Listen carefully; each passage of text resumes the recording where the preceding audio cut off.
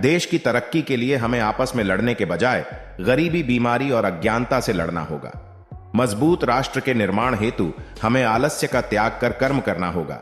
ऐसा कर्म जो राष्ट्र से बेरोजगारी, भुखमरी दूर कर सबको शिक्षा प्राप्त हो सके। निर्णय नहीं ले पाना भविष्य का डर है।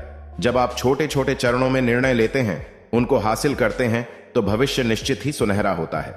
समाज के उत्थान में स्त्री पुरुष ही नहीं, अपितु समस्त वर्ग को एक साथ मिलकर कार्य करना होगा। ऊंच नीच का भाव त्यागना होगा। तभी भारत अपने सामर्थ्य का परिचय विश्व को दे सकेगा। देश के आजादी की रक्षा करना केवल सैनिकों का काम नहीं, बल्कि यह पूरे समाज और देशवासियों का कर्तव्य है। ऐसा नहीं है कि चीजों के कठिन होने के कारण हम साहस नहीं करते, बल्कि सच तो यह है कि हम साहस नहीं करते, इसलिए चीजें कठिन हैं। एक खराब सोच ही जिंदगी की सबसे बड़ी विकलांगता है। हमें ऐसी सोच से बचना होगा।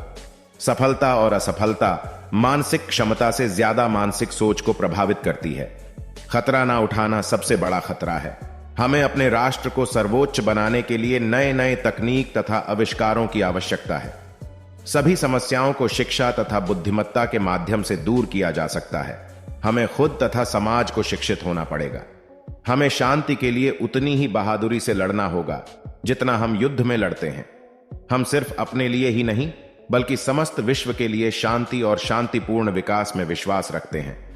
समाज के साधन संपन्न व्यक्तियों को अपनी सक्रियता दिखाते हुए समाज कल्याण के लिए प्रस्तुत होना चाहिए। समाज की उन्नति ही राष्ट्र उन्नति है। हमें ऐसे तकनीक को अपनाना होगा जो हमारे किसान भाइयों को उन्नत फसल उगाने में मदद करे, हमारे वैज्ञानिकों को नए नए शोध करने का अवसर प्राप्त हो सके। यदि कोई भी व्यक्ति हमारे देश में अछूत कहा जाता है, तो भारत का सिर शर्म से झुक जाएगा।